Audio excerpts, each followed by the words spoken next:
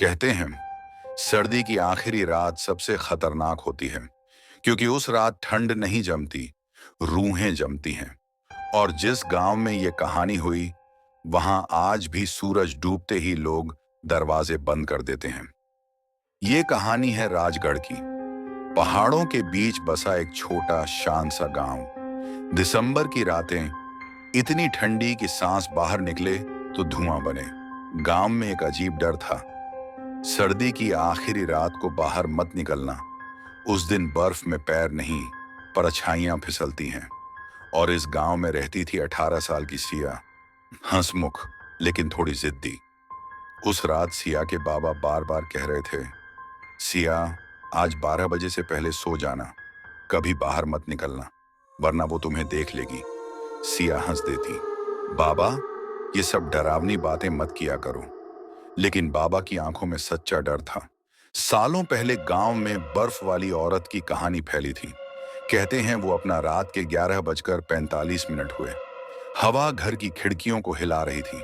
अचानक सिया की गाय जोर जोर से रंभाने लगी। वो देखती है, गाय खूंटे से छूटकर मैदान की ओर भाग रही है। बाबा सो चुके थे। सिया ने शॉल ओढ़ा और बिना सोचे बाहर निकल गई। बाहर कड़कती ठंड, चारों तरफ खामोशी, सिया के कदमों से बर्फ चटकती थी। लेकिन तभी उसे दूसरे पैरों की आवाज सुनाई देती है। वो रुकती है, आवाज रुक जाती है। वो चलती है, आवाज फिर शुरू। लेकिन बर्फ पर दूसरे किसी के निशान नहीं थे। गाय अचानक शांत हो जाती है, जैसे जम गई हो। सिया पीछे मुड़ती है और उसे दिखती है एक औरत, सफेद कपड़ों में, चेहरा बालों से ढका हुआ। उसके पैर जमीन को छू नहीं रहे थे, लेकिन जिस जगह वो खड़ी थी बर्फ पिघल रही थी। औरत ने धीमे से पूछा, मेरा बच्चा, उसे देखा है? सिया का दिल तेज धड़कने लगा। औरत ने हाथ बढ़ाया। सिया डरकर भागी।